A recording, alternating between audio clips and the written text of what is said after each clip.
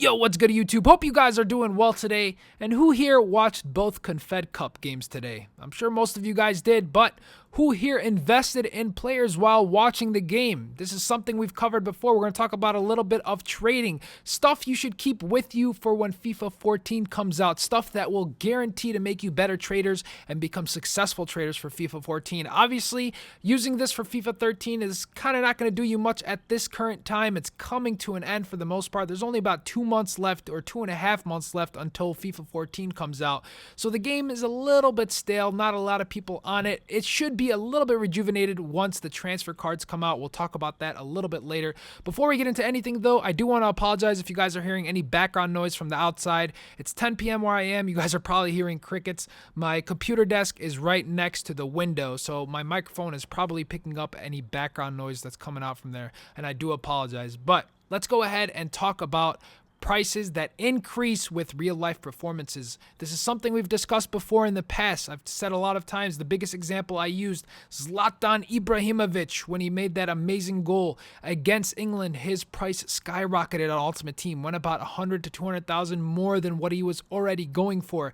Obviously, he's already a great player, but you guys saw the Confed Cup today. Diamanti, 2 insane free kicks, and what happened to his price?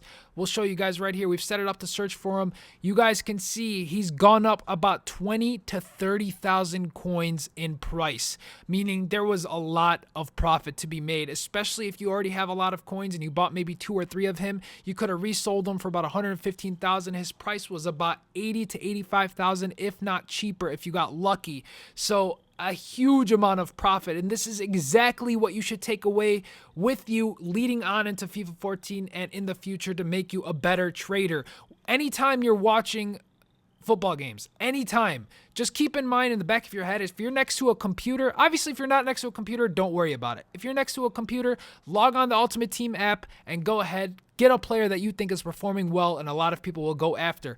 I actually did not go for Diamanti, a huge mistake. This is something I've said over and over again, always keep in mind who to buy, and I just completely forgot he had a Team of the Season card, and I ended up losing out on a chance to make a lot of profit. But I was watching the Brazil-Spain game. I'm sure most of you guys watched it, and I was tweeting throughout the whole game. For those of you who follow me on Twitter, I tweet out quite a bit during football games. For anybody who wants to follow me, I tweet out when I'm going to go buy a player and all of that good stuff. But if you guys can see here in my trade pile, I've gone ahead and bought Neymar. I bought him for 102,000 coins, and I really was banking on him rising in price after he scored that goal. Right as soon as he scored that goal, I tweeted out, I knew he was going to get the man of the match. I tweeted out that his price is going to raise and I'm going to go ahead and buy his card. So I went ahead and do that. Little did I know EA is going to pull out a man of the match version that's in Barcelona, and then after that announced that only transfers are coming out now.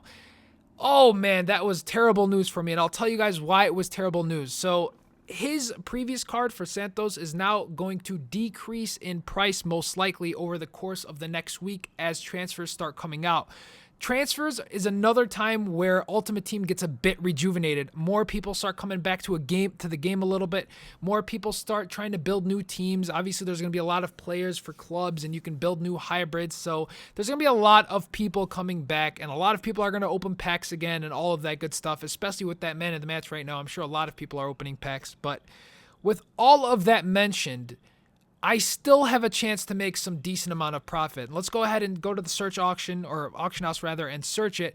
And let's go ahead and search for Neymar. I got him in the left mid position in a 4-1-2-1-2, so that's what I'm going to check the price for, obviously. But you know, after checking it a little bit ago, he was going for about 118,000 and I got him for 102,000. So I still have a chance to make a bit of profit, and it's not prime time hours here either. So I'm sure later on during the day or when it's prime time hours, I'll be able to go ahead and probably sell him for 120,000. If I do, I still walk away with about 8 to 9,000 coins profit, I think, which is not bad at all. So I'll take that. And the worst case scenario, I sell him for the same price and I lose no coins.